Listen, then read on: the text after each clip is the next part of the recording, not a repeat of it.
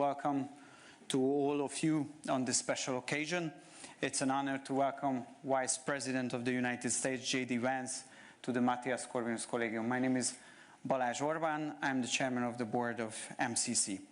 I remember that almost exactly 3 years ago, in the summer of 2023, we began discussions with then Senator Vance team about how great it would be to host him at MCC.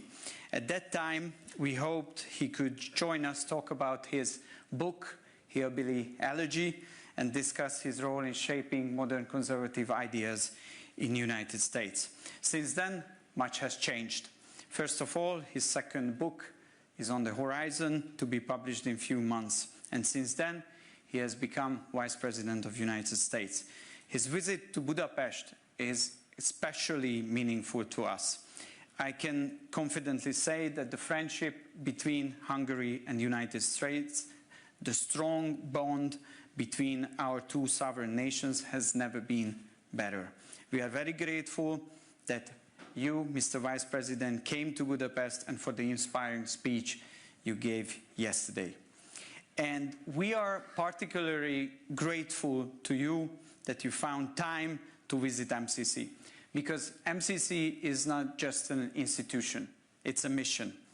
It is a mission to lay the foundation of Hungary's future success by educating the next generation of patriotic Hungarians, young men and women who are committed to their country and at the same time fully capable of competing on an international stage. MCC also stands as a cornerstone in the renewal of Hungary's university model. As a foundation-based institution, it is built on the belief that true talent development requires more than knowledge alone. It requires values, and it requires a clear worldview. We openly affirm that the values we represent are rooted in the commitment to our nation. We would like to teach our students that their talent matters most when it is placed in the service of their community and their country.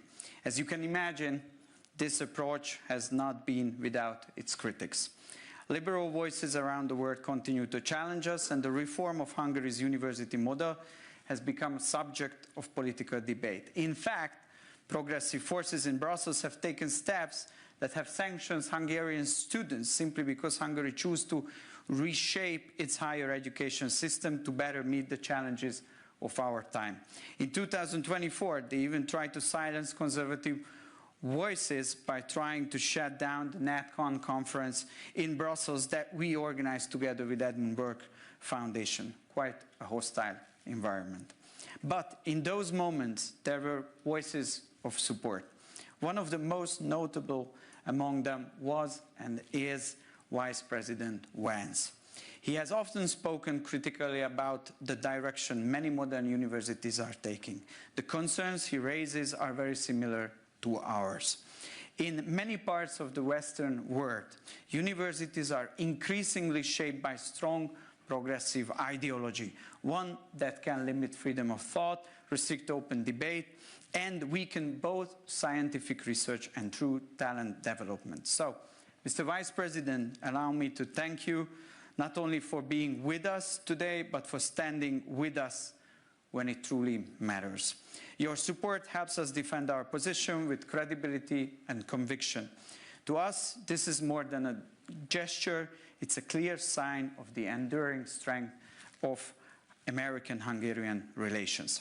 The Matthias Corvinus Collegium offers programs, courses, opportunities to more than 8,000 students in over 30 locations across Europe. What began as a mainly Hungarian initiative has grown far beyond that. We are expanding across the region and internationally, with presence in cities like Brussels, Berlin, Vienna. MCC stands out because it combines education, research, and public debate. We are both an educational institution and a think tank. We publish books, host conferences, and bring together students, scholars, international experts, exchanging ideas. MCC's success has definitely not gone unnoticed. And the best proof of our work is here today. The many talented, thoughtful, and inspiring students who are part of this wonderful community. Mr. Vice President, thank you very much once again for honoring us with your presence today. We are truly delighted to welcome you at MCC. And now we will have a moderated discussion hosted by Zoltán Szalai, Director General, MCC. With that, I invite to the floor the Vice President of the United States, JD Vance.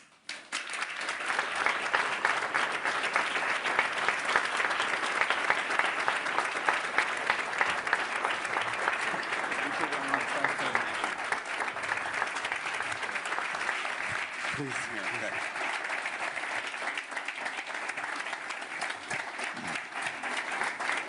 Good morning, everybody.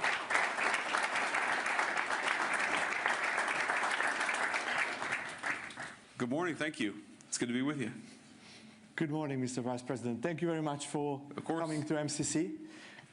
We have a big audience today, and we would like to have more time, but we have only 30 minutes, so I start immediately. Sure. Why did you accept our invitation to MCC? It's the first time that the US Vice President is coming to Hungary, that you are here, and you are immediately at MCC on stage with a conversation with us. Of course, as you know, MCC is an institution where we have more than 8,000 students in 30 centers all across the countries and in the neighboring countries. We also do a lot of research, a lot of events, and from the age of 10, basically till the PhD, till the end of the PhD studies, we have a lot of students. Why was it for you important to come to us? Well, I'll give you two answers. So the first is that I was having lunch with Viktor Orbán yesterday, and I said, what can I do to help? And he said, go and speak at MCC. And I said, okay. Teach me ever to ask that question again. But no, we're very excited to be here because it is such an important institution. And what I like about MCC is that it shows, I mean, I believe this was started in 1996, correct? And what I like is that educational institutions, there's this attitude that certain people have that they should be completely distinct from all democratic influence, from the sovereign will of the people. The idea that the university or the educational institutions stand completely apart and should just basically be able to receive unlimited funding from the taxpayer, even though they don't support the civilization that they were founded on, should receive unlimited resources and unlimited public support, even when they go at the very people that they ask that support from. And I think that what you guys are showing is that academic institutions are part of the civilization that gives birth to them. They're part of the people who actually fund and resource these places. And so what you guys have shown is that you can actually have a university that's committed to excellence, an academic institution, I should say, that's committed to excellence, where students from all walks of life, as you told me backstage, from very young students all the way up to PhD students, can come together, discuss ideas, debate ideas, have a free exchange and open debate amongst yourselves, but also be fundamentally committed to the values that actually make it possible for all of us to live in these great societies together. So much of the academy has tried to destroy the foundations of Western civilization. You can actually have an institution that tries to build up the foundations of Western civilization, that corrects what needs to be corrected, that changes what needs to be changed, but is fundamentally committed to the project that we want to have open debate. We want to have freedom of religion. We want people to walk down the street in public safety. We want borders. We want the type of economies that provide good lives and good wages to our people. Foundationally, it's kind of crazy that so many Western academic institutions are not committed to any of these values and yet expect public support. You guys stand in defiance of that, so I thought it'd be fun to come and spend a morning with you. Thank you.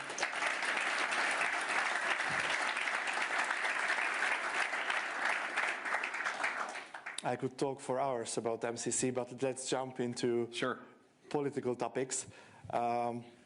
You have now an issue in the United States that the Ukrainian intelligence services attempted an influence on the American elections. Sure. Can you a bit describe to the Hungarian audience what is this about?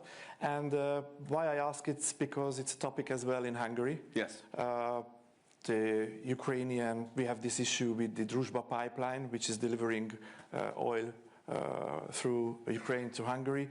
Also, President Zelensky said that if Viktor Orban doesn't change his behavior, he will send his soldiers to his private address. So also we have an issue with this question of Ukrainian influence. What is the situation in your country, and how do you see this in Hungary? So first of all, I wasn't even aware that Zelensky had said that he was going to send private soldiers to the Prime Minister's residence until yesterday. Victor actually told me that, and then I went and looked it up. Almost couldn't believe it's true, but it's true. It's completely scandalous. You should never have a foreign head of government or a foreign head of state threatening the head of government of an allied nation. It's preposterous. It's unacceptable. And what I find so interesting about, there's a lot of conversation about foreign influence in our elections. So you saw this back in 2016, where a lot of the American media said that it was a true scandal that the Russian government bought like $500,000 of Facebook advertisements during the 2016 campaign. And for what it's worth, I don't want Russia involved in our elections in the same way that I'm sure you don't want any other country involved in your elections.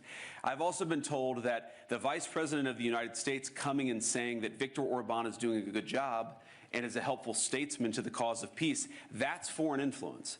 But what's not foreign influence is when the European Union threatens billions of dollars withheld from Hungary because you guys protect your borders. That's apparently not foreign influence. What's not foreign influence is when the Ukrainians shut down pipelines, causing suffering among the Hungarian people in an effort to influence an election. That's allegedly not foreign influence.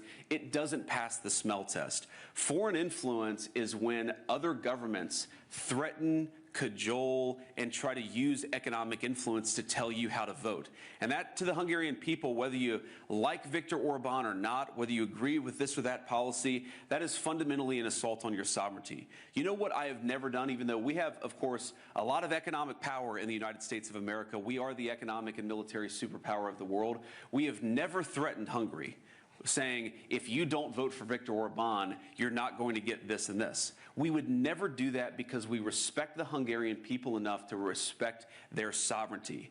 The fact that so many foreign actors, whether they're transnational organizations like the bureaucrats in Brussels, or whether it's foreign governments, are literally threatening the Hungarian people, vote this way or we're going to exact our revenge on you, that should make you very angry. You should vote against that for the simple reason that you are sovereign in this country. One of the coolest things about my visit is, late yesterday, when it was closed down, we went and saw the crown of St. Stephen in the Parliament. And I love the symbolism of this, of course, because it's one of the oldest, maybe the oldest surviving crown that exists in Western civilization, but it's there at the center of the parliamentary building. What does that mean? That means that sovereignty rests with the Hungarian people. The people are sovereign in Hungary. But for that to be true, the Hungarian people have to reject these foreign influence operations, vote for who they want to be their leader, reject the Brussels bureaucrats.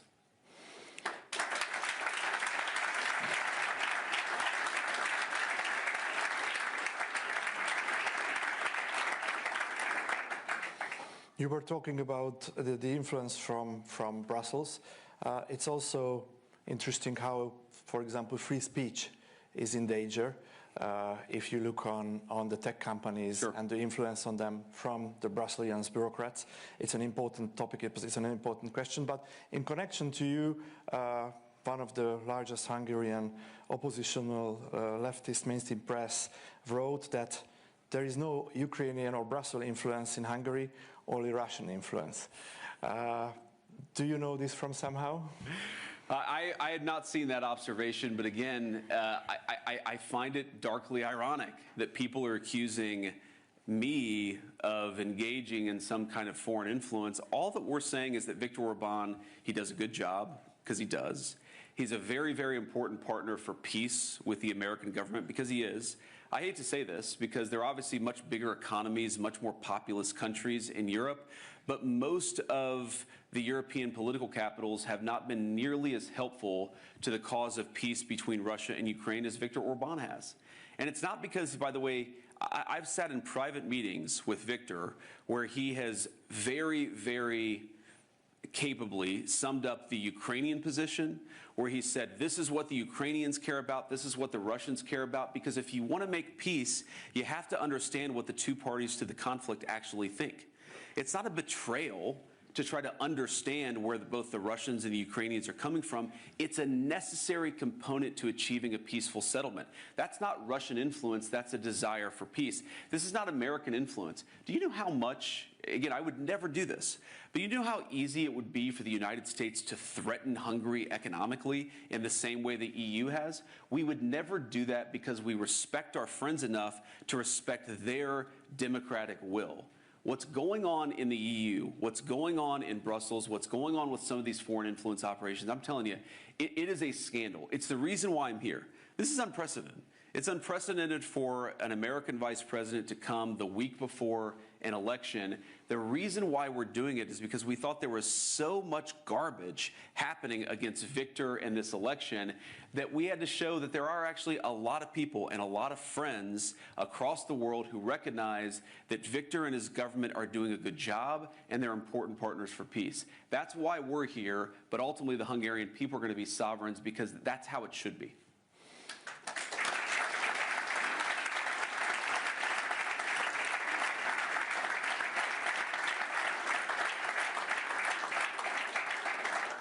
We often hear that we are living in dangerous times.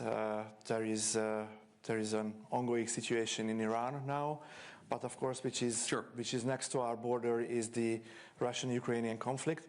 I think when you and President Trump won the elections, there was a window of opportunity to stop this. You tried to stop this, then it didn't happen. I think, and the Brusselian bureaucrats and the European elite said that, and somehow made the pressure that not to stop and not to make peace as soon as possible. What do you think?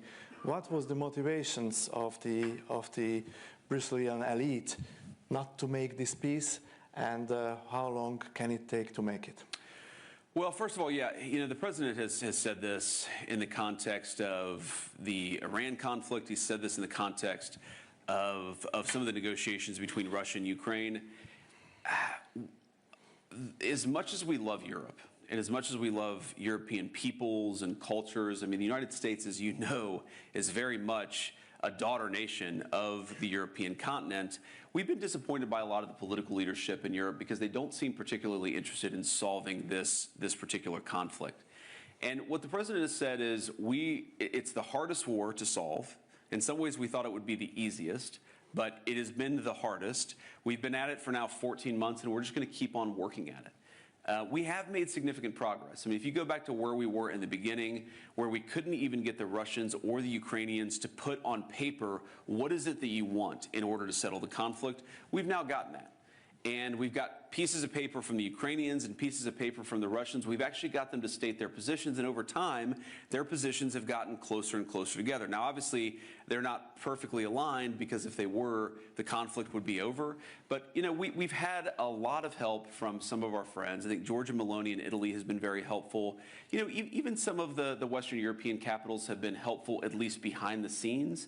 But the most helpful has been Victor, because Victor is the one who's encouraged us to truly understand this, to understand from the perspective of both the Ukrainians and the Russians what is necessary for them to end the conflict. And that's why we've made some progress. We haven't obviously made the final amount of progress, but I'm pretty optimistic about this, because fundamentally the war has stopped making sense. What I would say to both the Russians and the Ukrainians is, that, you know, we're talking about haggling at this point over a few square kilometers of territory in one direction or another. Is that worth losing hundreds of thousands of additional Russian and Ukrainian young men? Is that worth an additional months or even years of higher energy prices and economic devastation? We think the answer is clearly no, but it takes, you know, two to tango. So while Victor and President Trump are going to continue to work towards a peaceful settlement, fundamentally we can only open the door. The Russians and the Ukrainians have to walk through it.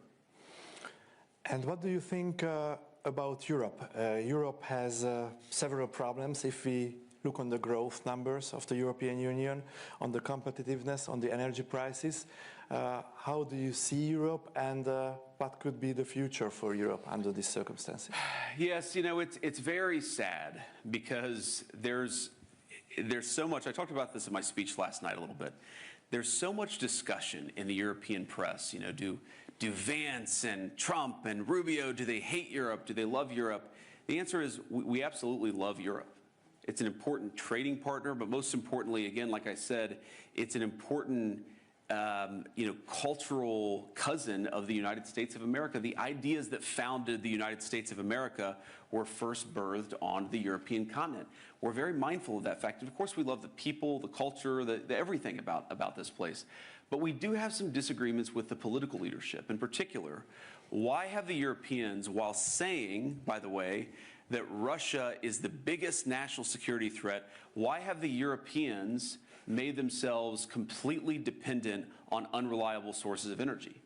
Like, if you think that Russia, an energy superpower, is the biggest threat, you should do everything in your power to make yourselves economically and energy dominant, like President Trump has done in the United States. Our European friends have done the exact opposite. If you look at the cost of electricity in the United Kingdom, which is way underinvested in their energy resources, UK families are paying 4 times, 5 times, 6 times what United States citizens are paying for electricity. Now, obviously, I care most about America's citizens. That's who I'm elected to represent. But isn't it a scandal that middle-class Brits, that people who are working hard and playing by the rules can't afford to heat their home, can't afford to transport themselves to work because their leadership has made energy so expensive? Isn't it a scandal that when normal people on the European continent try to talk about what's going on in their governments, they try to criticize their governments, they try to exercise their rights of free speech, those governments then go to American social media companies and say, you must censor the citizens of your own country because we don't want to hear them. We don't want to hear their free expression. We don't want to hear their free speech. There's just so much wrong with the political leadership. And I would particularly say the bureaucratic leadership in Brussels, right? People who aren't elected, who are not responsive to the democratic will, and I think have made the European continent less secure, less free, and less prosperous. The reason why we make criticism of European political capitals is because we want Europe to thrive, and we think they're making a lot of mistakes. I've had a lot of conversations with European friends, with European heads of state and government, and it's always funny. They always say, well, the United States it defies economic logic. You guys just have way higher economic growth. You have way lower energy costs. They say this as if it was something that happened through accident, rather than through the policy choices of the President of the United States. It is not magical that the United States has lower energy costs than the United Kingdom. It's because we've made smart decisions and their leadership has not. They could change course, and we hope that they will.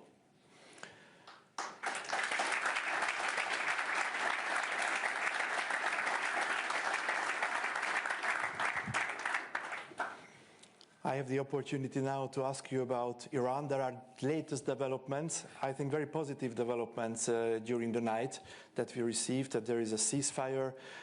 What can we know more about the latest developments in the Middle East? Yes, that's why I was a little late this morning. I was up very late last night and talking about that. Look, I do think there are good developments here. And let me just say a few things. First of all, what the president set out to do was decimate the Iranian military, decimate their ability to wage conventional war.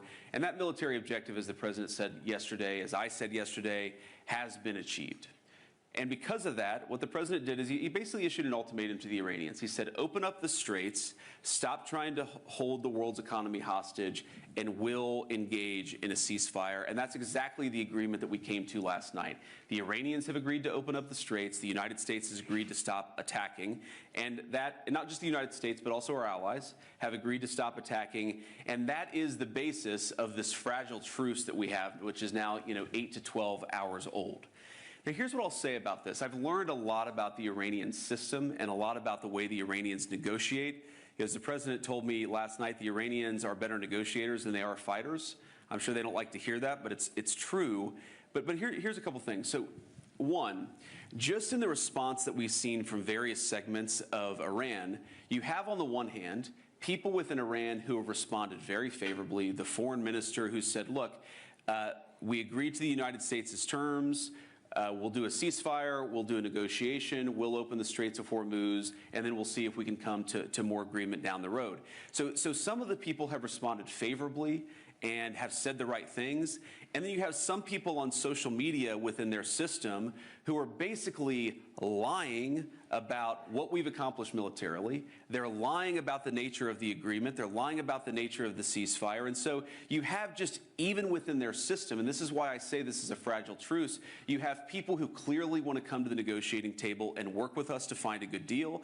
And then you have people who are lying about even the fragile truce that we've already struck. And that's just an interesting thing about their system. And the final point that I'll say about this is the President of the United States has told me, and he's told the entire negotiating team, the Secretary of State, the Special Envoy, Steve Witkoff, he said, go and work in good faith to come to an agreement. That is what he has told us to do.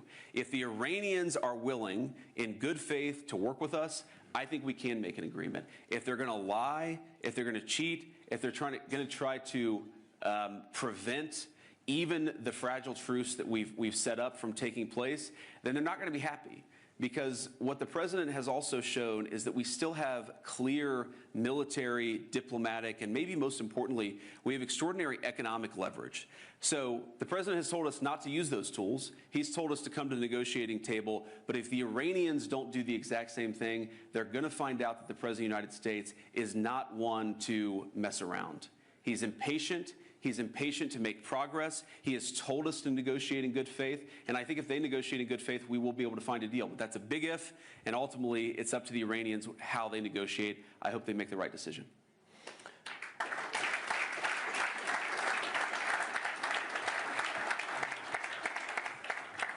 We are here with a lot of talented Hungarian students. You talk a lot about education. Yes. How do you see the future of education? In which direction should it be developed? And do you know a bit the Hungarian education system, especially the tertiary education system, our university system? What is your opinion about this, and how will you develop your education system? Well, I like that the Hungarian university system has imposed what I would call some democratic constraints here. The taxpayer should not be expected to fund radical gender ideology. The taxpayer should not be expected to fund sets of ideas. Now, people have free speech, of course. They can say whatever they want to, but you're not entitled to taxpayer funding if you're advocating civil unrest and violence in the streets and gender ideology. Ultimately, the taxpayers, they're the ones who decide what they're willing to fund, and they should be the ones making that decision. So I really admire that Hungary has actually brought some common sense back to the connection between funding and the university system. You can say whatever you want, but in Hungary, you don't get unlimited subsidy if you want to say something that's really crazy or that promotes violence, et cetera. I think that's a very important thing. I think in the American system, we're making progress in that direction.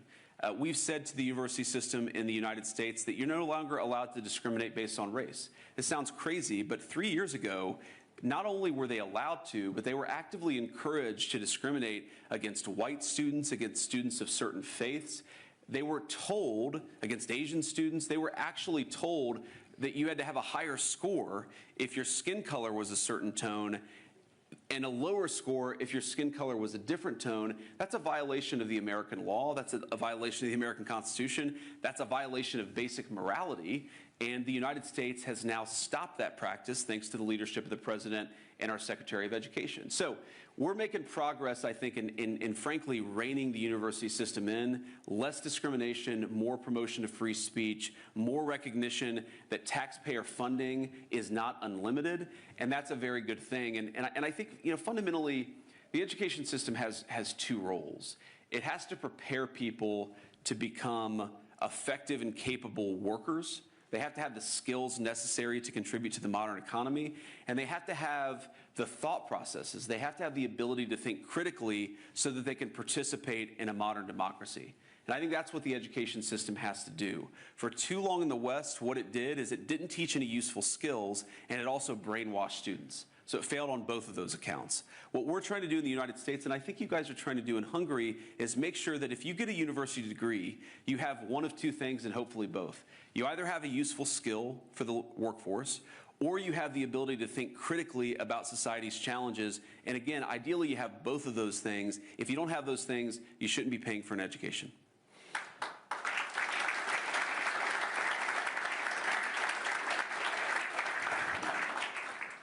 Your book is also translated to Hungarian. The Netflix movie about you is also watched in Hungary. You are coming from a more poorer family. Sure. You are coming from Rust Belt society of the United States, and you attended an Ivy League university. You have a degree from Yale. What was the most important that you received during your education? Well, that's a good question. You know, I mean, I guess the most important thing that I got during my education, at least in law school, is I got a wife because we met in law school, and that's very important. I'd get in trouble if I didn't say that. But she's actually now pregnant with our 4th child. So obviously family is always the most important. Thank you. And thank you. You know, family's the most important, and I do think that, you know, this maybe is going to sound trite, but not just marriage and relationships romantically, but also friendships. Some of the most important things that I got out of my educational experience, and I had a lot of good mentors who said, people don't invest enough in their friendships. This is a great opportunity to build the kind of friendships, if you're a young person, you're in university, to build the kind of relationships that really can last a lifetime. I think it's a very profound and powerful thing. You shouldn't, you know, yes, you want to get an education, yes, you want to get a good job, but you also, you know, you're spending 4 years with people, maybe longer. And I think you should take that opportunity to really get to know what you're interested in, who you are, and who you want to build a life with, because that's one of the best things that I think you can get out of an education. But I think that just, if you set aside the relationships, I think the most important thing that I acquired, if I'm being honest, at Yale Law School in particular, is that I learned how elite social networks actually work, okay? Like when I looked at this from the perspective of my hometown and I said, why are all the people who have the fancy jobs, why do they have this credential? Or why are all the people who are on the Supreme Court? Or why are all the people who have been in positions of political leadership, why do they all seem to know the same people and come from the same world? And the answer is that, as I think a lot of us know, whether it's in Brussels or Washington, D.C. or New York City, these places become very insular. And they're, you know, there are things about that just are. They're not good, they're not bad. It just, these places are insular. They're built around relationships. They're built around who you know. Many of the most important jobs in American society, I don't like this, by the way, but it's just the truth, are based on who you know. And so it's important to sort of develop those relationships, and it's important for conservatives in particular. I don't like this idea that conservatives shouldn't seek higher education. I don't think that we want to force everybody to go to college, but I think that if you're a conservative in the United States of America and you're interested in running for office, or you're interested in being a judge, you do have to get higher education, okay? So we can accept that college isn't for everybody while also acknowledging that for certain jobs and certain professions, college is necessary. But I think the very negative thing that I learned about it is that these social networks, because they're so insular, they also become very self-reinforcing. I think there are people who have political power in the United States of America, and I'm sure in Brussels too, who have no idea what the majority of Americans actually think about a given issue. They've actually never talked to a normal American, an American who comes outside of these social circles. I mean, I would meet people who went to a fancy prep school, who went to a fancy university, who went to a fancy law school, and had never spoken to a person from my home state of Ohio, even though, you know, it's at certain parts it's a 4 or 5 hour drive from Washington, D.C. And so I think one of the fundamental things that has to change, I don't know about the Hungarian system, but about the American system, is that unless we make education less, unless we make it, frankly, more of a meritocracy, where people can come from all over the country based on merit rather than on who you know, I think the system is fundamentally doomed. And maybe the most important thing about eliminating racial discrimination, particularly against middle-class white kids in the American education context, is not just the moral part of it, okay? The moral part of it I care a lot about. I don't want to discriminate against black kids, white kids, Latino kids. I don't want to discriminate against anybody based on your skin color. I think it's gross and immoral. But a very, very important part of it is that you're going to have actually greater geographic diversity in our universities, because you're going to have people coming from all over the country to study. I think that will make those social networks less insular and less self-destructive. What would be your, there is a record. What would be your final message to the MCC students? Here are young individuals, 18, 19, 20. What would be the most important that they should be very careful? And if you would be as young as they are now, how would you do your career? I'd say enjoy your youth while it lasts, because one day you'll wake up and you'll be 41 and you'll have a glass of wine at dinner and wake up with a headache the next morning and be talking to this fine gentleman. So enjoy it while it lasts. But I think the piece of advice I'd give to you, and I give it to American students, American conservatives in particular, is resist the temptation to think that victory is immediate or that we're going to win back our civilization through instant gratification. I mean, this institution was founded in 1996. It's far more influential than it was back then, but I think a lot of people, this is particularly true in the United States of America, if they see something that the administration does they don't like, they say, oh, that's not what we voted for, we're going to check out of politics. No. That's the exact wrong response. If we do something you don't like, the response should be to get more involved, to make your voice heard, and to try to push things in the direction that you want them to be pushed. Our civilization was not built overnight. It's not going to be saved overnight. And so what I'd encourage you to do is stay involved, be patient, and don't let disappointment turn to checking out of the system entirely. There's way too much of that, I would say, in the Anglo system and the American system. There's way too much, I didn't like this thing that the vice president said, or I didn't like this thing that the president did, and I'm going to completely check out. We call that blackpilling in the United States of America, and blackpilling is how you give power to the forces that are trying to destroy what our ancestors built. We need to take power back from those people and build the kind of institutions that can actually save our societies. It will not happen overnight. It will not happen in the term of one prime minister or one president, but it will happen so long as we keep our faith in God and we work hard to achieve it. That's what we have to do.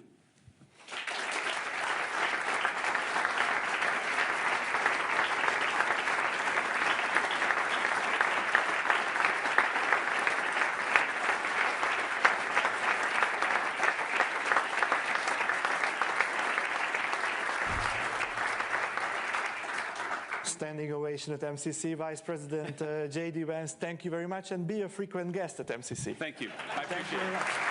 Thank you. Thank you.